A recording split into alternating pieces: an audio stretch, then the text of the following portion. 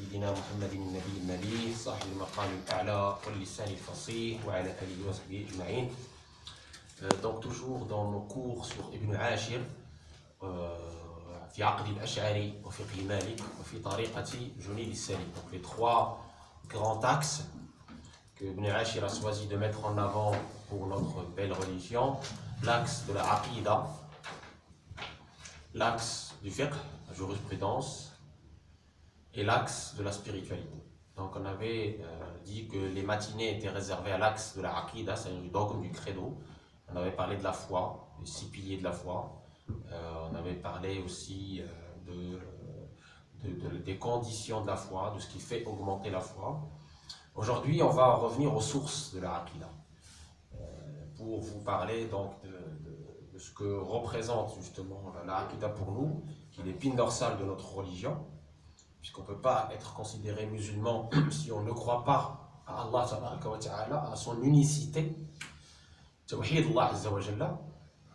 Et justement, on va parler des deux écoles majoritaires de l'islam sunnite qui ont marqué l'islam sunnite depuis plusieurs siècles et qui ont justement rayonné, non pas rayonné comme ça pour rien, mais rayonné parce que leurs sources étaient solides, leurs preuves étaient solides. J'aime bien commencer la aqidah en parlant d'un sujet très important qui nous distingue des sectes, parce que l'islam a aussi ses sectes, on va en parler dans l'ordre. Et on parle des sectes pour justement comprendre comment ils ont été détournés de la ligne droite, pour qu'on ne tombe pas dans les mêmes travers. C'est pour ça qu'on évoque les sectes, pas pour évoquer comme ça, mais on évoque pour éviter les travers et déboires de ces sectes. Et donc, notre aqidah est basée sur un verset coranique que j'aime citer: Laysa kamithlihi shay'un wa as-sami' al-basir. Je traduis: nulle personne n'est à sa ressemblance, alors qu'il voit parfaitement, alors qu'il entend parfaitement. Donc Allah, dans ce verset, qui est très important, Laysa kamithlihi shay'un wa as-sami' al-basir, il y a une négation, une confirmation. نفي التعطيل ونفي التشبيه. Négation du tashbih. C'est quoi le tashbih? C'est l'anthropomorphisme. La négation de l'anthropomorphisme. C'est-à-dire que Allah ne peut pas ressembler à ces créatures. Il les a créées. Il a créé leur imagination. Et donc leur imagination est incapable de cerner le Créateur. C'est pour ça que le prophète nous a dit: méditez dans la création d'Allah et ne méditez pas dans son essence, dhat. Parce que vous ne pouvez pas cerner dhat. La tudriku al-absar wa yudriku al-absar. Nul ne peut le cerner. Et nos imams, nos savants, nos shuyukh salaf disaient: kullu ma takhayyaltahu falisahu. Kullu ma takhayyaltahu falisahu. Tout ce que tu peux imaginer à son propos, c'est pas lui. C'est pas lui. C'est le fruit de ton imagination, c'est la création de ton imagination. Or, Allah n'est pas une création.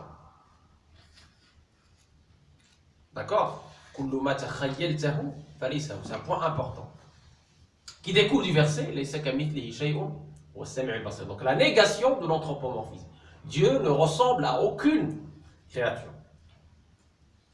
En islam, c'est un culte sans image. Il n'y a pas d'image par rapport à Allah. On ne peut rien imaginer à son propos. Rien. Et en même temps, la confirmation de ses attributs, tous ses attributs, par lesquels il convient de le qualifier, qui conviennent à sa transcendance, qui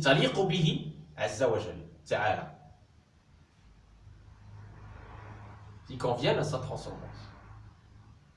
Et les ignorants reprochent à l'école majoritaire du dogme islamique, qui est l'école des Ash'arites, reprochent à tort que les Ash'arites nient les attributs ou quelques attributs d'Allah, ce qui est faux. Absolument faux, puisque les Ash'arites ne nient aucun attribut d'Allah, bien au contraire, ils disent que tout attribut qui convient à sa transcendance, il est qualifié par Allah, on peut le qualifier par ces attributs-là. Vous vous connaissez tous les 99 noms d'Allah Tabaraka wa Ta'ala, mais il n'y a pas que 99. Il n'y a pas que 99. Les savants ont dit qu'à travers la sunna, on a beaucoup plus. On a les qualificatifs, on a les attributs qui conviennent à Allah Tabaraka wa Ta'ala. Certains ont été cités dans le Coran, certains ont été cités dans la sunna, et certains, Allah Tabaraka wa Ta'ala les a gardés. C'est pour ça dans le dua, et chaque nom que tu as gardé pour toi, que tu n'as pas dévoilé à tes créatures. Je t'implore par tes noms, par tes beaux noms, et par tout nom que tu as gardé pour toi, que tu n'as pas dévoilé à tes créatures, ou que tu as dévoilé à certains de tes créatures sans les autres. Mais dans tous les cas, tout qualificatif qui convient à la transcendance d'Allah Tabaraka wa Ta'ala, c'est-à-dire le fait qu'il ne ressemble à aucune de ses créatures, le fait qu'il n'a point d'enfant, point d'associé, et c'est Surat al-Ikhlas qui nous confirme Qul huwa Allahu ahad, Allahu samad, lam yalid, wa lam yulad, wa lam yakul lahu kufuwan ahad. C'était le grand débat avec le monde chrétien lorsque le prophète Sama a appelé les chrétiens de Najran chez lui. Ils ont discuté de la nature de Jésus, on va y revenir. Ils ont discuté de la transcendance d'Allah Tabaraka wa Ta'ala, qu'il ne peut avoir d'enfant, qu'il ne peut engendrer, qu'il n'a pas été engendré, et qu'il n'a ni d'enfant, ni d'épouse, ni d'associé. Et que donc on ne peut pas être dans le tawhid pur si on a des doutes par rapport à ce point qui est important, qui est le fait qu'Allah Tabaraka wa Ta'ala échappe à nos lois. Les lois qui ont été créées par Allah, les lois universelles, naturelles, qui ont été créées par Allah, le fait d'avoir un enfant, une épouse, etc., c'est des lois qui ont été créées par Allah. C'est lui qui a décidé que nous, êtres humains, on se reproduit de cette façon-là, qu'il y a un homme, une femme, et une famille, etc. Or, Allah échappe à ces lois naturelles. Allah a créé cette nature, a créé le ciel. Et je reviens sur le fameux débat sur l'existence d'Allah Tabaraka wa Ta'ala sans lieu. Kana. C'est aussi un autre point important. Donc on a dit laysa kamithlihi shay'un huwa as-sami'u al-basir, nafyu at-ta'til wa nafyu at-tashbih wa ithbatu sifatihi azza wa jalla allati taliqu bi jalalihi. Et donc kana wa la makan, c'est-à-dire il était sans lieu. Il a créé le lieu pour nous. Le lieu et l'espace sont un repère pour nous, créatures.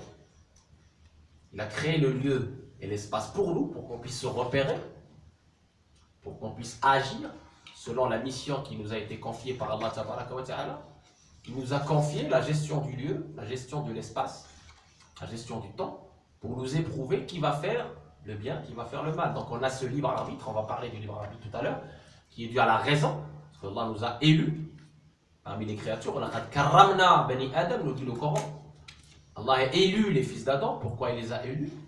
Parce qu'il leur a permis de choisir, parce qu'ils ont une raison qui les distingue du monde animal et du monde végétal. Très bien. Il leur permet d'avoir des choix réfléchis. Et par cela, ils seront jugés par Allah Tabaraka wa Ta'ala au jour du jugement, selon ces choix, parce que c'est des choix libres. Il n'y a pas de contrainte.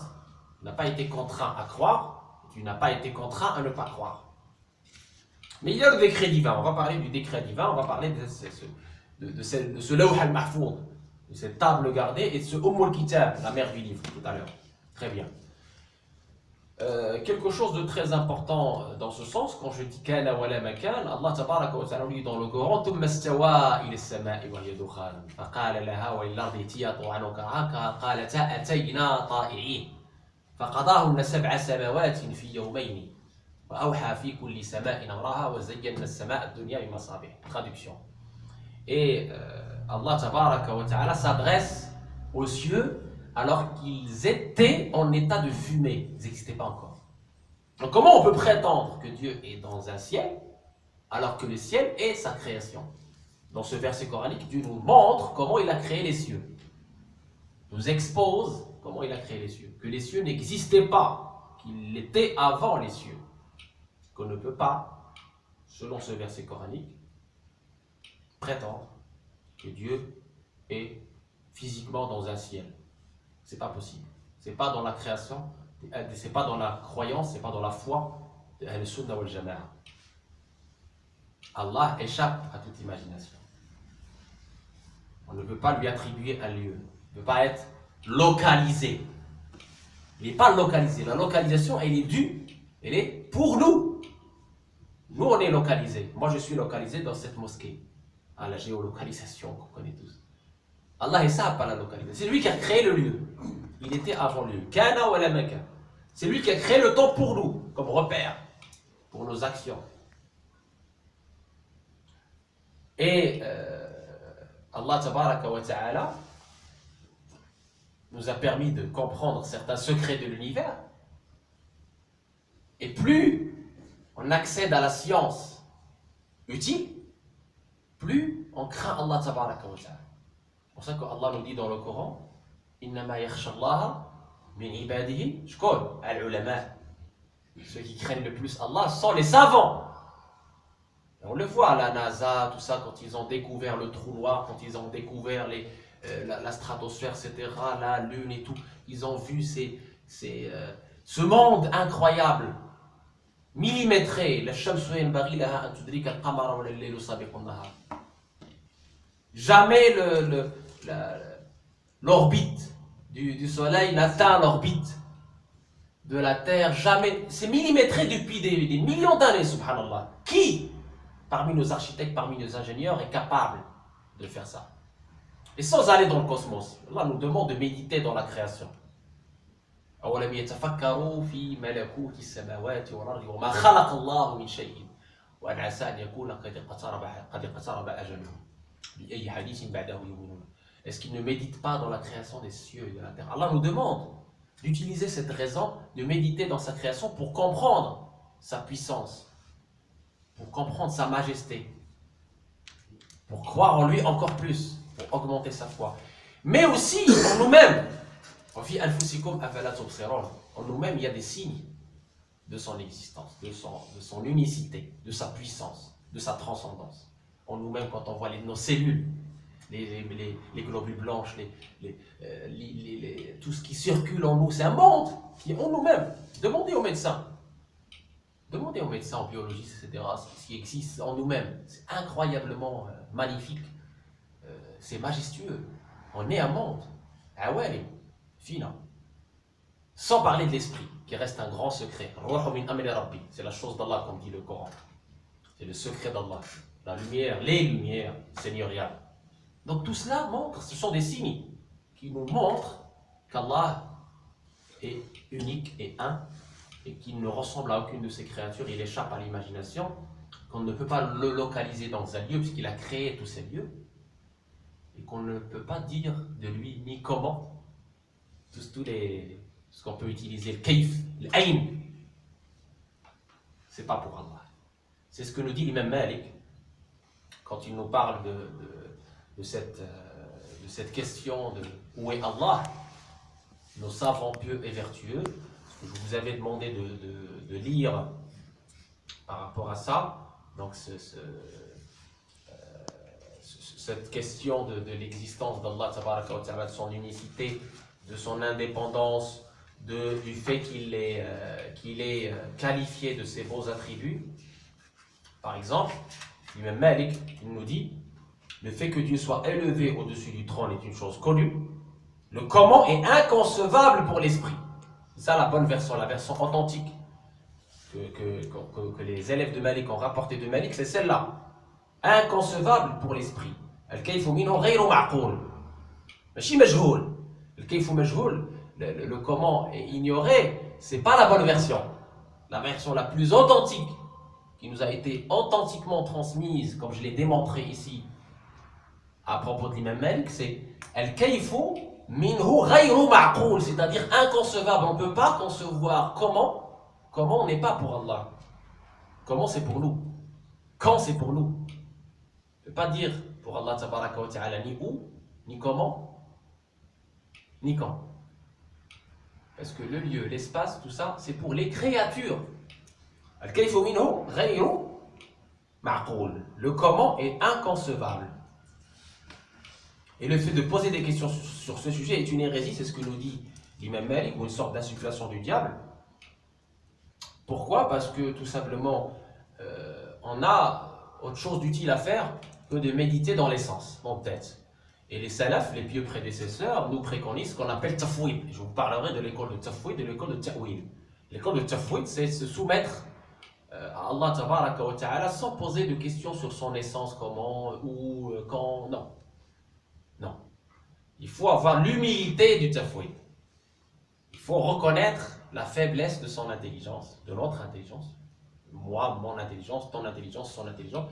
L'intelligence des créatures est illimitée parce que c'est une création d'Allah. Donc comment une créature qui est l'intelligence peut cerner les secrets du créateur et l'essence du créateur? C'est pas possible. D'accord? Donc il faut reconnaître son humilité et être dans le tafwid. C'est le meilleur des chemins. C'est le chemin des salafs, des pieux prédécesseurs qui ne posaient pas de questions. Donc les questions qui vont venir, ils vont venir à partir du 2e, 3e siècle à cause de l'apparition des sectes, notamment Mu'tazilites, etc., qui vont commencer à philosopher, entre guillemets, l'existence d'Allah, ses attributs, etc. Et c'est là que nos savants pieux prédécesseurs vont développer ce qu'on appelle ta'wil, l'interprétation, les arguments, etc. Mais avant, il y avait le tafwid. Les sahaba, les compagnons du prophète, la première école, ils étaient dans le tafwid, c'est-à-dire ils reconnaissaient Allah tabaraka wa ta'ala ses attributs, ils ne rentraient pas dans ce qu'on appelle les versets ambigus, mutashabihat, conformément au verset d'Allah tabaraka wa ta'ala, وَالَّذِي أَنزَلَ عَلَيْكَ الْكِتَابَ مِنْهُ آيَاتٌ مُحْكَمَاتٌ هُنَّ أُمُّ الْكِتَابِ وَأُخَرُ مُتَشَابِهَاتٌ فَأَمَّا الَّذِينَ فِي قُلُوبِهِمْ زَيْغٌ فَيَتَّبِعُونَ مَا تَشَابَهَ مِنْهُ ابْتِغَاءَ الْفِتْنَةِ وابتغاء تأويله وما يعلم تأويله إلا الله الراسخون في العلم يقولون آمنا به كل من عند ربنا وما يذكر إلا أولو الألباب. Traduction, c'est Allah tabaraka wa ta'ala qui avait révélé ces versets. Parmi ces versets, il y a des versets ambigus. Ils ne sont pas faciles à comprendre, ambigus, qui peuvent prêter à confusion. Et d'autres explicites. Ils sont destinés à vos jugements, c'est-à-dire que vous pouvez les comprendre et les appliquer, comme les versets de la jurisprudence, etc., qu'on connaît tous. On en a déjà parlé, des versets des ahkam. Muhkamat, explicites, clairs. Hunna umul kitab, qui constitue la mère du livre. Ceux qui ont dans leur cœur une errance, une maladie, la maladie de la chicanerie, qui cherchent la petite bête, et bien ceux-là, ils vont s'attaquer aux versets ambigus. Il faut se concentrer, se focaliser sur ces versets ambigus, pour créer la zizanie, pour créer la discorde, pour chercher à faire douter les croyants. Ils cherchent la fitna. On le voit, on voit des jeunes malheureusement qui ne voient que ces choses-là. Ils ne voient pas le reste, tout le reste. Et qu'ils essayent justement de faire de la chicanerie, etc. Inutile, la discussion après inutile, qui assombrit le cœur. Et ils veulent la fitna. Et Allah nous dit, seul Allah connaît justement ce qu'il a révélé et l'interprétation de ce qu'il a révélé. Et rasikhuna fil ilm, ceux qui en sont enracinés dans la vraie science, de la science utile, et qui ont la foi, ben ceux-là ils disent Amanna bihi kullu min indi rabbina. On y a cru, tout vient de notre Seigneur. Donc ils ont cette foi ferme, cette certitude qui n'admet pas le doute. Et d'où la notion de l'éducation spirituelle qui permet cette certitude. On en a déjà parlé. Il y a le chemin à travers les signes de l'univers, à travers la science, à travers l'intellect, mais l'intellect est limité. Il faut aussi le chemin à travers la spiritualité. Ça se complète. Donc, il ne suffit pas d'être dans le chemin de l'intellect pour réussir à avoir une foi parfaite. Il faut aussi compléter ce chemin par une spiritualité éclairée. Autrement, malheureusement, on restera accroché, suspendu à des questions sans réponse.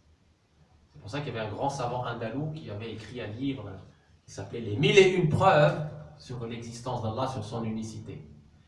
Et à Cordoue, on lui a fait une grande fête, digne d'un grand jurisconsulte, d'un grand théologien, d'un grand personnage, d'une vedette, avec les guirlandes, avec le calife était là, tout le monde était là, on était fiers d'avoir quelqu'un qui a philosophé, qui a écrit les signes de l'unicité d'Allah tabaraka wa ta'ala, signes scientifiques, comme on dirait aujourd'hui la NASA qui a découvert des choses qui prouvent de façon sûre qu'il y a un créateur suprême, puissant, etc. Très bien. Et puis en marchant, il y a une vieille femme, une mendiante, il dit, mais qu'est-ce que c'est que ce vacarme? C'est quoi ce vacarme? Qu'est-ce qui se passe aujourd'hui à Cordoue? Et tu sais pas. Malheur à toi, tu sais pas. C'est le plus grand machin qui on lui fait aujourd'hui sa fête. Il a écrit 1001 preuves sur l'existence d'Allah Tabaraka wa Ta'ala. Elle répond comme ça naïvement, elle dit, mais quand est-ce qu'Allah Tabaraka wa Ta'ala s'est absenté pour qu'on puisse être obligé d'écrire ou de parler de son existence? Et là, ce monsieur a entendu cette femme, il a été bouleversé. Il a été bouleversé par la foi de cette vieille femme. Et il a décidé de chercher autre chose. Il est parti chercher un maître spirituel, il a eu cette compagnie bénie, etc. Il a goûté la saveur de la foi. Il a goûté la saveur de la foi. Il n'avait plus besoin de preuves scientifiques. Et il disait, mais mon livre ne vaut rien devant ce que j'ai goûté, devant cette spiritualité qui m'a permis d'atteindre cette certitude yaqin qu'Allah Tabaraka wa Ta'ala existe, qu'Allah Tabaraka est unique, qu'Allah Tabaraka wa Ta'ala est partout par sa science. On ne dit pas partout et on se tait, partout par sa science. On ne peut pas comparer Allah à ses créatures. Très bien. Et au moment de sa mort, quand il était dans l'agonie, ce monsieur, il y a Satan qui est venu le voir. Et il a discuté chaque preuve scientifique que ce monsieur a présentée dans son livre. Il a discuté. Il l'a discuté. Chaque preuve, il lui donne une contre-preuve. Satan. Savant Satan. Parce qu'avant de se révéler contre Allah, il a côtoyé les anges. Côtoyé le malade. Là, etc. Et donc il est arrivé à lui créer le doute.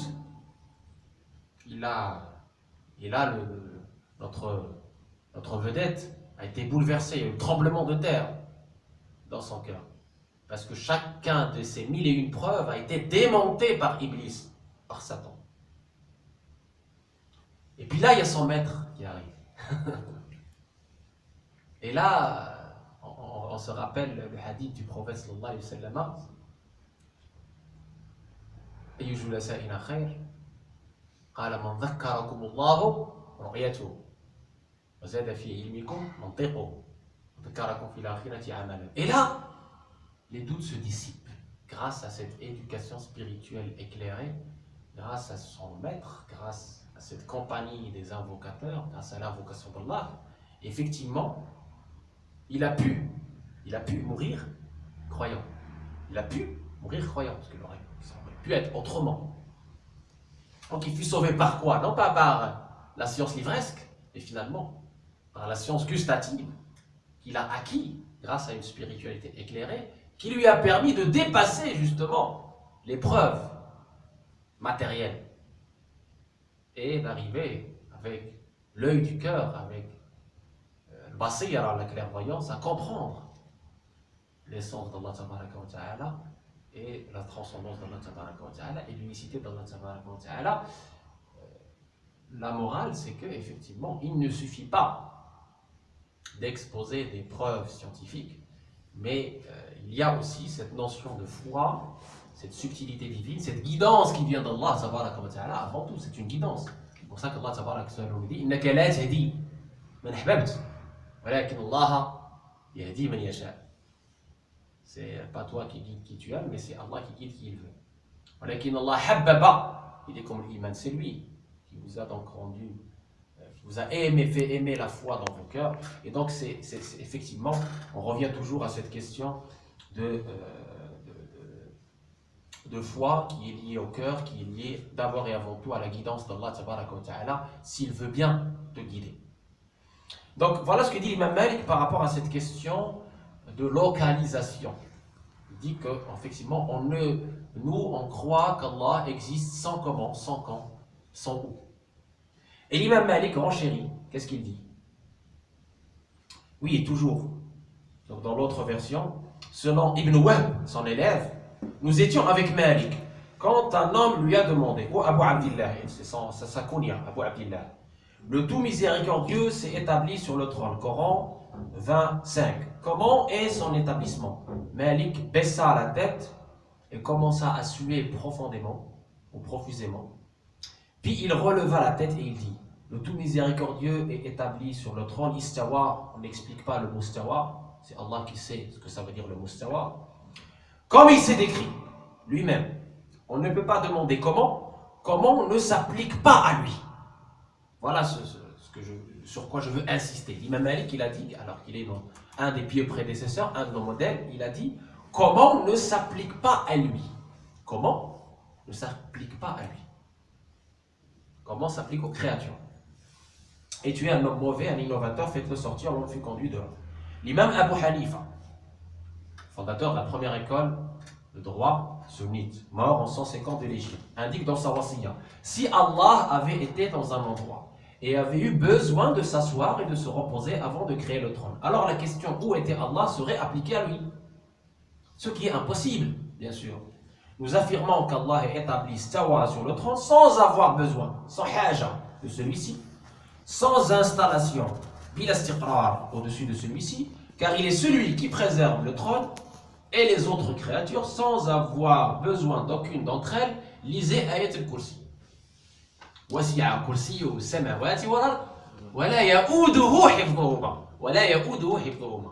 Lisez là le verset du 30, ce qu'on appelle le verset du 30, et vous comprendrez ce que dit l'imam Abu Hanifa. Nos savants ne parlent pas comme ça du vide. Ils parlent selon le Coran, selon la sunna authentique. Donc ce que dit l'imam Abu Hanifa, c'est la traduction directe du verset du 30. Allah transcende donc le fait d'occuper l'espace, le lieu. Le lieu est une créature de Dieu, donc on ne peut pas cerner Dieu dans un lieu. Kana wala makan. Sa science englobe tout. Sa science englobe tout, conformément à la parole d'Allah. Rabbana wasi'ta kulla shay'in rahmatan wa ilma. Les anges, quand ils prient pour nous, ils disent, oh Allah, tu as englobé tout par ta science et par ta miséricorde.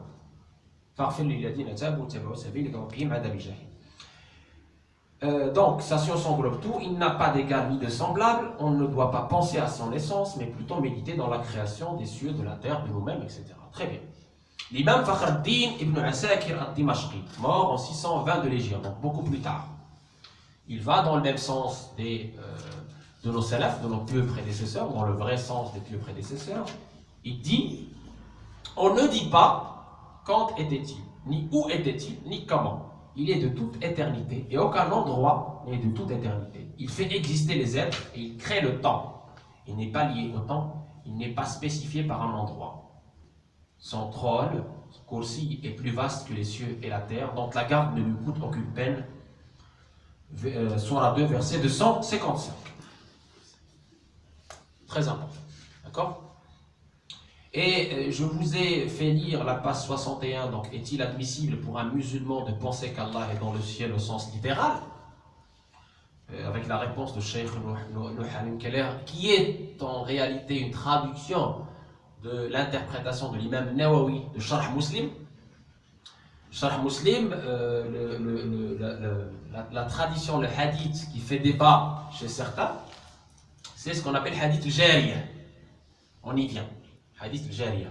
C'est le hadith où le prophète sallallahu alayhi wa sallam pose la question sur Allah tabaraka wa ta'ala à une femme pour savoir effectivement quelle est sa foi, pour qu'elle puisse effectivement s'exprimer sur sa foi. Et vu le niveau de cette femme, la question a été posée de cette façon. Donc l'imam Nawawi nous dit, le prophète sallallahu a réagi selon le niveau intellectuel de cette femme. Ça c'est la première chose. La deuxième chose, l'imam Nawawi, quand il commente Muslim, l'authentique de Muslim, pour ce verset, pour ce hadith, pour cette tradition du prophète sallallahu, il dit il y a deux choses qu'il faut remarquer dans ce hadith. La première chose, c'est que c'est un khabar ahad. Vous savez maintenant ce que c'est qu'un ahad. Ahad, c'est un hadith, certes authentique, mais qui a été transmis juste sur une personne digne de confiance, sur une personne digne de confiance, etc. C'est pas mutawatir. C'est pas sur un nombre important de personnes dignes de confiance. Et donc il dit, nous, les savants, par rapport au dogme, par rapport à l'aqida, on n'accepte pas de prendre notre aqida des hadiths ahad. Des hadiths qui sont juste transmis par un digne de confiance sur un digne de confiance. D'autant plus que d'autres hadiths mutawatir et d'autres versets clairs et explicites nous indiquent la bonne voie à suivre pour la aqida, qui est la voie du tafwid, qui est la voie de la transcendance divine, c'est-à-dire ce qu'on vient d'entendre Ayat al-Kursi, c'est-à-dire ce qu'on vient d'entendre Laysa kamithlihi shay'un wa huwa basir, nous indique clairement qu'Allah tabaraka wa ta'ala n'est pas situé, localisé au sens littéral dans un ciel. Que le ciel est la qibla, certes, de nos doigts, comme la Mecque, la Kaaba, la maison d'Allah, et la qibla de nos prières, la direction de nos prières, la direction de nos doigts, c'est le ciel. Mais ce n'est pas pour autant qu'on va dire que Dieu est situé, localisé dans le ciel. Ça, c'est important. Mais la qibla du doigt reste le ciel. Est-ce que parce que la qibla de la salat est la maison sacrée qu'on va se permettre de dire que, que Dieu est dans la maison sacrée? Non. Est-ce que c'est parce qu'on dit Baytullah, la maison d'Allah, que Allah habite dans cette maison? Non, subhanallah. C'est de la mécréance de croire à ça. Allah ne veut pas habiter dans une maison. Nous, on habite dans une maison. Nous, on est des créatures. Allah nous a créés. Et donc, on peut se permettre de dire qu'on habite dans une maison. Mais quand on dit la maison d'Allah, c'est de la métaphore, c'est une expression qui veut dire que c'est une maison qu'Allah tabaraka wa ta'ala a honorée, que c'est lui-même qui a demandé de la construire. Et effectivement, elle est la qibla, la direction, l'orientation de nos prières. Comme le ciel est la qibla, la direction de nos supplications, de nos doigts. Très important. Et donc, ce hadith de Jariya, appelé hadith de Jariya, de l'esclave, ce hadith de Jariya, premièrement, donc, il souffre de ça, qu'il est hadith ahad, qu'il est khabar ahad, et donc on ne peut pas le prendre comme source unique de la aqida. Ça, c'est la première chose. Deuxième chose, que l'imam Nawawi met en avant, c'est que sur ce hadith-là, il y a cette notion de vulgarisation que le prophète sallallahu a fait avec cette femme en vue de sa situation pour démontrer qu'elle est effectivement croyante. Et c'est tout. Mais on ne peut pas baser une aqida des musulmans sur un seul hadith qui est, de plus est, khabar ahad. Et qu'on a une richesse dans les sources qui dépasse ce hadith, qui nous démontre, sans aucune ambiguïté, qu'on ne peut pas prétendre qu'Allah tabaraka wa ta'ala est dans un lieu précis, puisque Allah tabaraka wa ta'ala a créé le lieu, il a créé les cieux, il a créé la terre pour nous. Voilà, ça c'est très important. Allah ghaniyun 'anil 'alamin. Allah ghaniyun 'anil 'alamin. Certes, Allah peut se passer de tout l'univers. Certes, Allah peut se passer de tout l'univers. Et donc c'était ça qui est très important. Donc le hadith rapporté par Malik dans son Muwatta et par Muslim dans son Sahih dit Muawiyah ibn al-Hakam est venu dire au prophète: je sors à peine de la jahiliya et maintenant Allah m'a amené à l'islam. Puis il lui posa diverses questions sur les pratiques de la jahiliya, jusqu'à ce qu'ils disent qu'il avait giflé sa jeune esclave et demanda s'il devait la libérer, ce qui était obligatoire si elle était croyante. Le prophète demanda qu'on le lui amène, et il lui demanda où est Allah, elle répondit Fi as-sama, après quoi il demanda qui suis-je, il dit tu es le messager. Donc c'est de ce hadith là que je parle, qu'on appelle hadith al-Jariya. Et l'imam Nawawi dit de ce hadith, ceci est l'un des hadiths des attributs à propos desquels les savants ont deux positions. La première est d'avoir foi en ce hadith sans en discuter le sens, tout en sachant à propos d'Allah qu'il n'y a rien qui lui ressemble, les sakabit et qui transcende les attributs de n'importe laquelle de sa créature. La seconde est d'expliquer en sens figuré d'une façon appropriée. Les savants qui soutiennent cette position avancent que le but du hadith était de tester la jeune esclave. Était-elle une monothéiste qui affirme que le créateur, celui qui dispose, celui qui fait, est Allah seul, et que celui qui est invoqué quand une personne adresse sa demande, dua, en se tournant vers le ciel, de la même façon que celui qui fait la prière, Salah se dirige vers la Kaaba, car le ciel est la qibla des suppliants, comme la Kaaba est la qibla des prieurs. Ou était-elle une adoratrice des idoles qu'il plaçait devant eux? Ainsi, lorsqu'elle a dit dans le ciel, il était clair qu'elle n'était pas une adoratrice des idoles. Extrait de ce que dit l'imam Nawawi dans Sharh Sahih Muslim. Donc en 18 volumes, le Caire de 349-1930 et effectivement Beyrouth Dar al-Fikr. Il s'agit là de 5 sur 24. Voilà. Donc ça c'est très important, je voulais citer fidèlement pour qu'on puisse comprendre une fois pour toutes cette question de la transcendance d'Allah Tabaraka wa Ta'ala. Maintenant revenons à ce que disait Ibn Ashir. وخلفه لخلقه بلا مثال وحدة الذات صفات والفعال. Ce que dit Ibn Ashir, et il se permet de dire ça conformément au verset d'Allah. Ibn Ashir, encore une fois, quand on a choisi Ibn Ashir, c'est pas pour rien. Ibn Ashir, c'est pas quelqu'un qui parle selon sa passion. Ibn Ashir, ici, ne fait que se plier, ne fait que se sourcer des versets d'Allah et des hadiths authentiques du prophète. Ça comme tous les savants. Donc, quand on dit que nos références sont des savants, c'est pas pour rien. C'est parce que les savants sont les plus sachants, les mieux connaisseurs des versets d'Allah, des hadiths du prophète. Et donc, déjà, avant d'aller plus loin à ce sujet-là et vous donner l'organisation de ce qu'on appelle les attributs, je vais vous parler un petit moment de ce qu'on appelle l'école ash'arite, et donc de notre imam des sunnites qui s'appelle imam Abul Hasan al-Ash'ari, très important, et des deux écoles majoritaires du dogme, parce qu'on a vu les 4 écoles sunnites de droit. Pour le dogme, on a effectivement deux grandes écoles majoritaires, qui sont l'école ash'arite, l'ash'aira, qui est l'école des Malikiyya, des Shafi'iyya, est une grande partie des Hanabila. Et l'école Maturidiyya, qui est l'école des Ahnaf, qui est l'école de l'Aqida des Ahnaf, des Hanafites. Très bien. Ce sont les deux grandes écoles majoritaires du monde sunnite. Et Maturidite. Très bien. Ces deux écoles sont les écoles qui ont été reconnues authentiques, fiables par tous les savants depuis plusieurs siècles. Jusqu'en 1750 avec l'apparition du mouvement salafite wahhabite. On va en parler plus tard. Et ces écoles-là ont eu la reconnaissance, le consensus de tous les savants. Et effectivement, pourquoi? Parce que ces deux écoles-là s'appuient sur les arguments authentiques pour confirmer la transcendance d'Allah Ta'ala et lui confirmer aussi ses attributs sans nier aucun des attributs, sans verser ni dans le tashbih, ni dans le ta'til. Ni dans le tashbih, l'anthropomorphisme, ni dans le ta'til, ni dans la négation des attributs d'Allah Ta'ala. Très important. Donc, historiquement, qui est Abul Hasan al-Ash'ari? Alors, je vous ai préparé un article que je vais partager avec vous. Donc, les Ash'arites sont appelés Ash'arites du nom de l'imam Ali ibn Ismaïl Abul Hasan al-Ash'ari, qui est mort en 324 de l'Hégire. Il est Maturidite d'après l'imam Abu Mansour al-Maturidi. Les deux hommes sont des figures saillantes parmi nos pieux prédécesseurs qui ont fait triompher la croyance du salaf, c'est-à-dire des pieux prédécesseurs, des vrais pieux prédécesseurs, le Sunnah wal Jama'a. Aucun des deux n'a inventé une nouvelle croyance, très important.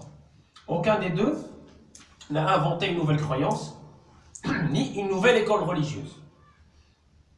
Pour notre imam Abul Hasan al-Ash'ari, surnommé l'imam des Ahl-Sunnah wal Jama'a, surnommé l'imam des Ahl-Sunnah wal Jama'a, l'imam des sunnites.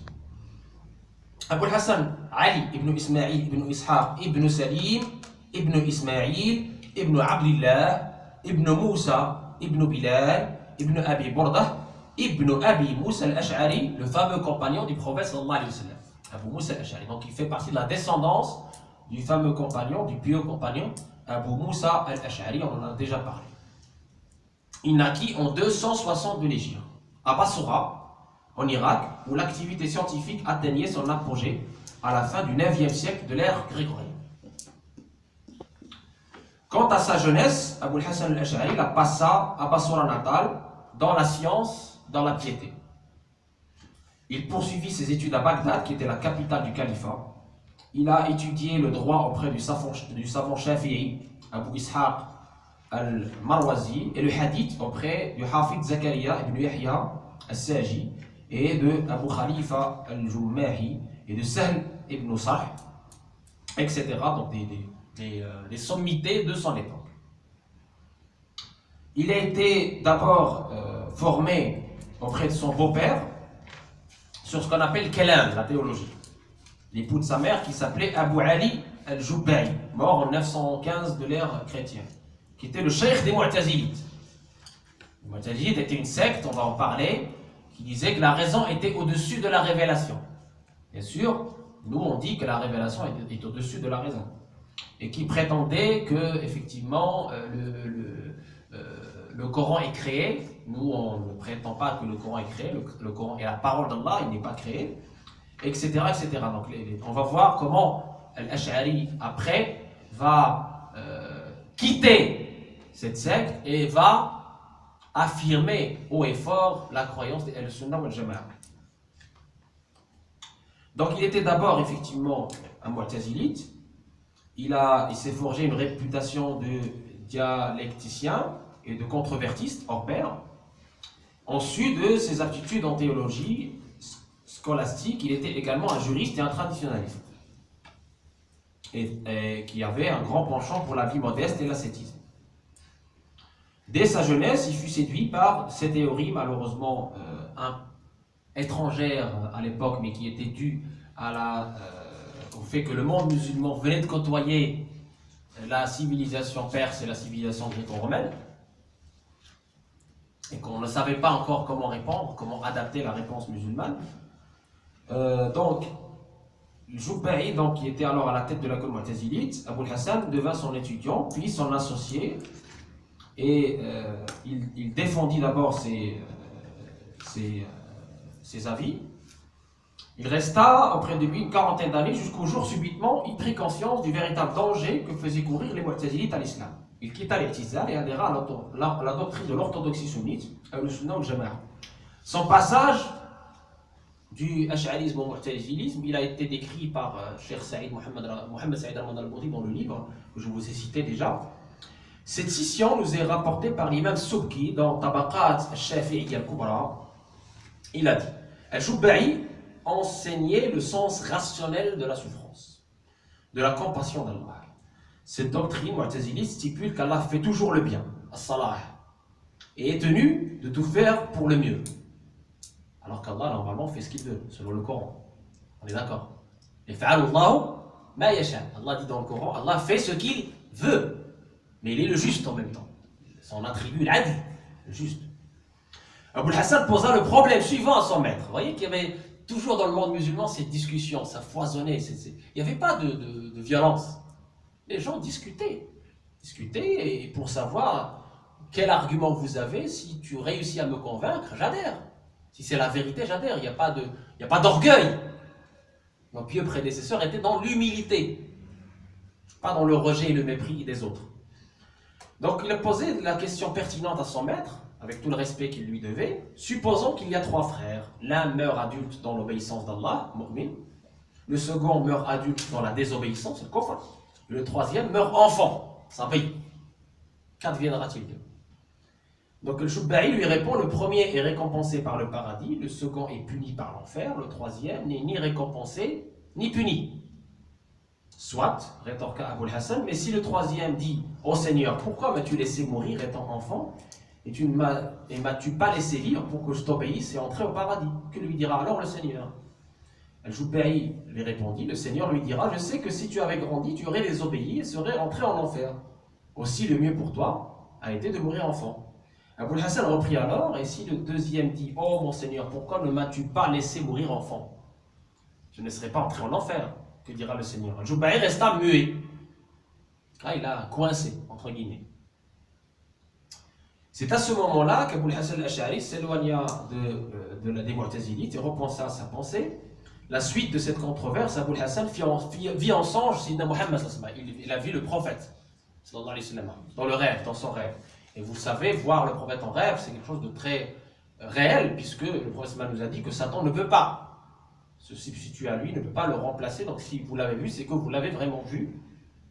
Et l'incita à suivre les vrais croyants. Tabi'in, page 40 et 41. Après cette séparation avec son maître, Abul Hassan al-Ash'ari décida d'annoncer publiquement sa rupture avec la secte des Mu'tazilites. Un vendredi, devant un peuple assemblé dans la mosquée de Basra, il se leva après la prière et déclara avec sa plus forte voix aux gens: j'ai soutenu jadis que le Coran est créé, que les yeux des croyants ne verront jamais Allah, que nous étions les créateurs de nos actes. C'était les thèses des Mu'tazilites, on en reviendra. Maintenant, je reviens à la vérité, je renonce à ces thèses, je dis que les yeux des croyants verront Allah tabaraka wa ta'ala au paradis, que le Coran est la parole d'Allah qui n'est pas créée, et qu'effectivement, mourir enfant, ça veut dire partir au paradis, parce que Allah tabaraka wa ta'ala est juste, et quand vous mourrez enfant, quand vous n'avez pas atteint l'âge d'être jugé, c'est-à-dire la puberté, vous mourrez enfant, vous êtes au paradis. Et j'ai refuté la doctrine des Mu'tazilites. Donc le Madahi, page 292, page 93, je vous cite les références parce que c'est important, on est dans la précision, parce qu'on est dans la naissance d'une voie qui va justement être la voie des sunnites pendant plusieurs siècles. Donc il est très important donc de dire que l'Ash'ari, il a eu cette clairvoyance, il a défendu Al-Sunnah wal-Jama'a, il a refuté les thèses des Mu'tazilites. Il dit donc, une nuit, je fus envahi par des doutes concernant une question doctrinale, je me levai, accomplis une prière et demandai à Dieu de me guider vers le droit chemin, puis je me rendormis. Je vis en songe le messager d'Allah, je me plaignais à lui des doutes qui me travaillaient.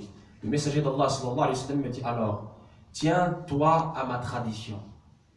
Je pris note de cette recommandation et pris le parti de renvoyer les questions théologiques à l'autorité du Coran et de la tradition, c'est-à-dire des hadiths. Je gardais ce qu'il confirmait, je rejetais derrière moi ce avec quoi il ne concordait pas. Très important. Et donc, l'imam al-Ash'ari fonda sa méthodologie sur 6 axes. Premier axe est celui du recensement de toutes les thèses et doctrines islamiques qui se sont exprimées dans le cadre de la controverse théologique. C'est dans son ouvrage phare, Maqalat al-Islamiyyin, véritable encyclopédie des sectes islamiques, que l'imam Abul Hassan al-Ash'ari consacra cette première étape descriptive. Il y expliqua notamment comment la question de la succession du prophète déboucha sur l'apparition de plusieurs sectes musulmanes, à l'instar des Kharijites, qui affirment que le péché, n'importe quel péché, fait sortir de l'islam. C'est quand même faux, on l'a vu. On a vu que même le grand péché, sauf le shirk, le croyant ne peut pas devenir mécréant. Il se répond à Allah, et même s'il meurt dans le grand péché, sauf le shirk, ben il est considéré comme croyant, et il est dans la volonté d'Allah. S'il veut, il lui pardonne, s'il veut, il le châtie, mais il n'est pas éternisé en enfer s'il est parmi les gens de la ilaha illallah. On est bien d'accord. Et donc là, vous voyez la démarche scientifique de l'imam Abul Hassan al-Ash'ari. Il commença par une étude de l'existant. Il a étudié toute l'histoire des sectes de l'islam et avant l'islam, pour se démarquer. Donc il étudia donc la secte des Kharijites, les chiites, qui défendent la doctrine de l'imam, de l'Riba al-Kubra et l'Riba al-Sughra, les Murji'a, on va aller voir. À l'opposé des Kharijites, les Murji'a prétendent que le péché n'altère pas la foi. Les fatalistes, Jabriya, qui soutiennent que l'homme n'a aucune marge de libre arbitre, on va les voir aussi. C'est une secte dangereuse. On les appelle aussi les fatalistes. Donc on ne travaille pas, c'est Dieu qui a tout décidé, donc on ne fait rien. Ça, c'est évidemment faux. Puisqu'on est censé bosser, on est censé agir. Allah nous a donné la raison, nous a donné la liberté d'agir, il faut agir. Et donc, qu'il est entièrement prédestiné, ou encore les autodéterministes, le Qadariya, qui refusent l'idée de la prédestination Qadar et qui prétendent que l'homme est un être qui s'autodétermine et qu'il est seul créateur de ses actes. Alors qu'Allah nous dit dans le Coran: Wallahu khalaqakum wa ma ta'malun. Wallahu khalaqakum wa ma ta'malun. Allah vous a créé, vous, est-ce que vous faites? Qurtubi nous dit, Qurtubi, le fameux commentateur sunnite, dans Ahkam al-Quran, il dit: ce verset est à lui seul suffisant pour répondre à ces sectes. Puisque Allah nous dit dans ce verset coranique explicite, Allah vous a créé, vous et ce que vous faites. Donc, c'est khalqullah wa iktisabul abd. Iktisabul abd. Vous êtes en train d'écrire vous-même aussi ce que vous êtes en train de faire, puisque, évidemment, il y a le décret d'Allah, mais il y a votre action qui est importante aussi. Iktisab, ce que vous faites chaque jour. Et à ce sujet-là, Allah tabaraka wa ta'ala nous dit, en dénonçant certaines fausses croyances, إن تصيبهم سيئة يقول هذه من عندك وتصيبهم حسنة يقول هذه من عند الله قل كل من عند الله فما لهؤلاء القوم لا يكادون يفقهون حديثا. Si donc les polythéistes à l'époque du prophète Islam disaient quand il y a un malheur qui les frappe, ah ça c'est le prophète, c'est à cause de lui, c'est ce Mohammed qui est maudit pour eux, entre guillemets, qui nous a frappés par sa malédiction. Et quand il y a un bien qui les touche, ah ça c'est de la part d'Allah. Et Allah leur répond, dites, tout vient d'Allah, tout provient d'Allah. Deuxième axe est celui de la classification méthodique des doctrines recensées. Celles-ci sont replacées dans leur contexte historique et sont étudiées de telle sorte que l'on puisse en dégager de grandes familles doctrinales. L'imam Ash'ari divisa alors les sectes islamiques en 10 grandes catégories: les chiites, les kharijites, les murji'ites, les mu'tazilites, les jahmites, les dirarites, les husaynites, les bakrites, les sunnites et les kilabites. On va voir chaque fraction, chaque groupe. Troisième axe est celui de l'étude des implications de chaque doctrine, à partir de ses postulats de départ et les différentes questions auxquelles elle s'est intéressée. L'imam Ash'ari cita ainsi les opinions de chaque secte en mentionnant les divergences qui peuvent exister au sein d'un même courant. Il s'étendit notamment sur la secte, il fait un exposé plus lent et plus détaillé sur la secte mu'tazilite à laquelle il consacra la plus grosse partie de son ouvrage pour la dénoncer. Quatrième axe est celui de l'évaluation rationnelle de la justesse et de la consistance de ces différentes doctrines. Cinquième axe est celui de la réponse scripturaire du Coran et de la Sunna et de la réponse à leur égarement.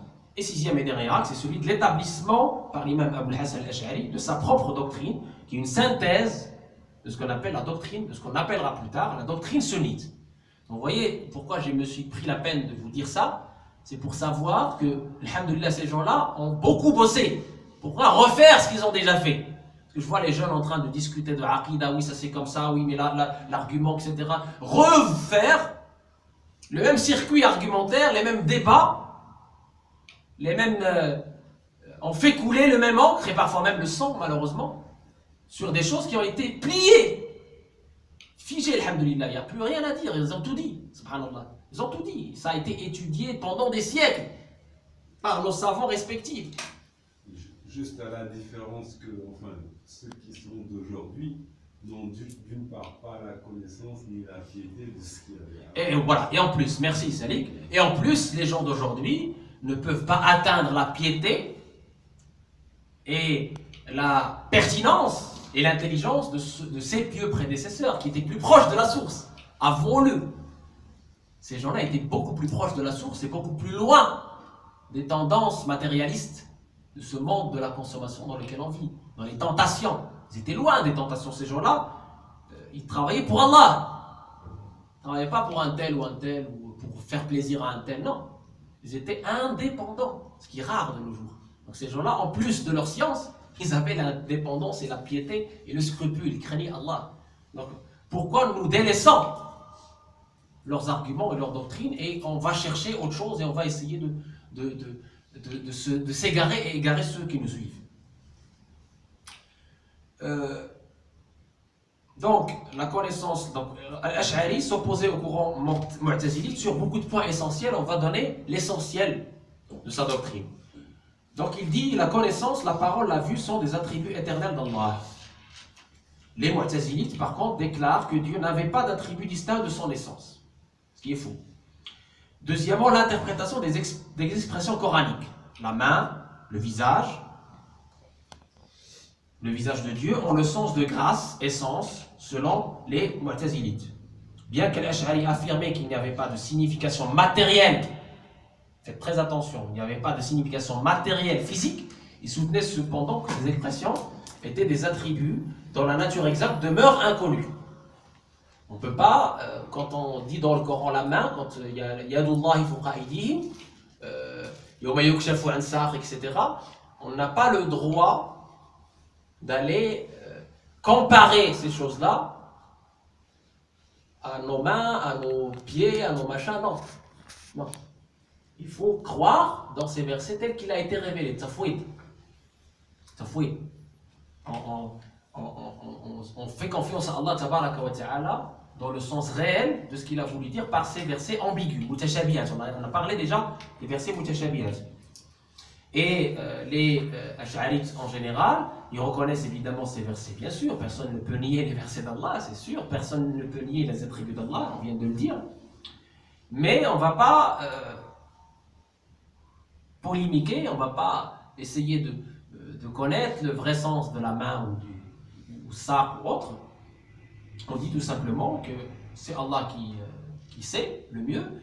Et certains, l'école Muta'akhira, l'école qui vient plus tard des Ash'arites, vont donner des interprétations à ces versets en disant que Yadullahi fawqa aydihim veut dire que le soutien d'Allah est avec eux. Le soutien d'Allah est avec eux, ce qui n'est pas faux. Ce qui n'est pas faux. Le soutien d'Allah est effectivement avec ceux qui sont croyants, ceux qui sont pieux, etc. Ce qui n'est pas faux, bien sûr. Donc ils ont donné ces interprétations allégoriques par rapport à ces versets dits mutashabihah. Donc il y a deux écoles, soit le tafwid, soit ne pas du tout en parler et croire en ces versets sans essayer d'aller chercher la petite bête et d'aller les interpréter de façon littéraliste. Et la deuxième école saine aussi, c'est de les interpréter selon ce qui est correct dans la langue arabe, qui est une langue aussi où la métaphore ou les paraboles sont très utilisées. Donc ici, par rapport à la main de Dieu, l'interpréter comme étant le soutien d'Allah tabaraka wa ta'ala par rapport à ces gens-là, ce qui n'est pas faux, nous disent nos jurisconsultes. Les opinions des Mu'tazilites et des Ash'arites divergent aussi sur la création du Coran. Les Ash'arites, nous, on croit que le Coran est la parole de Dieu et non une créature. Alors comment cette fitna est arrivée dans le monde musulman? Elle est arrivée suite à un débat avec Yohanna Dimashqi, qui était un prêtre assez malin, qui était à Damas, qui a dit, le Damasien, qui a dit, écoutez, les musulmans sont maintenant puissants, on ne peut les attaquer que si on attaque leur foi. Et la meilleure façon d'attaquer leur foi, c'est de leur parler de Jésus. Il parle de sa doctrine, que Jésus, pour lui, si ce n'est pas une créature de Dieu, ça veut dire que il est ce qu'il prétend d'être. Très bien. Si les musulmans vous disent que ce n'est pas une créature de Dieu, parce que Allah tabaraka wa ta'ala, qu'est-ce qu'il nous dit pour Jésus? Kalimatuhu, sa parole. Sa parole, on est bien d'accord. C'est dans le verset coranique. Alqaha ila Maryama wa ruhun min, un esprit venant de lui. Très bien. Comment expliquer tout ça? Donc là, ils ont essayé de coller, entre guillemets, les théologiens musulmans en leur disant, vous croyez dans le Coran, il est écrit que Jésus est la parole de Dieu. Très bien. Alors si vous prétendez toujours qu'il est la parole de Dieu, et qu'il est créé, donc il n'est pas un Dieu, ça veut dire, comme le Coran est aussi une parole de Dieu, ça veut dire que le Coran est créé. C'est comme ça qu'il a dit Yohanna Dimashqi. S'ils prétendent ça, ils sont égarés. S'ils ne veulent pas prétendre ça, ils disent non, le Coran n'est pas la parole de Dieu. Vous leur dites, alors Jésus n'est pas la parole de Dieu. Ils seront encore égarés. Vous voyez ce qui a fait chavirer les Mu'tazilites vers cette croyance que le Coran est la parole de Dieu, c'est ce débat philosophique qu'ils ont eu avec le Damasien. Mais l'Ash'ari a trouvé une autre interprétation. Donc, il dit, contrairement à Mu'tazili qui déclarait que le Coran est une création de Dieu, le Coran ne peut être la création de Dieu, il est sa parole. Dieu l'a révélé à travers l'ange Gabriel et Sidna Muhammad. Ce n'est pas une création. Donc voilà comment la fitna de la création du Coran qui a fait couler l'encre et le sang, parce qu'il y avait aussi des califes qui ont soutenu à un moment donné les Mu'tazila, les califes abbassides. Donc les Mu'tazila, l'école mu'tazilite, ce qu'on appelle les rationalistes, ce que certains orientalistes appellent les rationalistes, ont été soutenus par le pouvoir califal à un moment donné. Ce qui les a permis d'être puissants à un moment donné. Et donc, l'imam Abul Hassan al-Ash'ari, c'est comme s'il était contre une machine puissante. Même s'il était l'imam des sunnites, mais il naviguait à contre-courant, à une époque trouble. Donc, ensuite, contrairement aux Mu'tazilis qui déclaraient qu'on ne pouvait pas voir Dieu au sens littéral du terme, autrement, cela impliquerait qu'il est de nature corporelle et limitée, Al-Ash'ari soutenait que la vision d'Allah dans l'au-delà était une réalité dont la manifestation demeure mystérieuse. Comme Allah a permis à Sayyidina Muhammad sallallahu alayhi wa sallam à travers le voyage nocturne, le voyage ascensionnel, au-delà de l'enveloppe charnelle du prophète sallam, qui est connu, il est impossible, de par l'enveloppe charnelle humaine, de faire ce voyage à travers la sept cieux, mais il l'a fait quand même. Allah étant sur toute chose capable.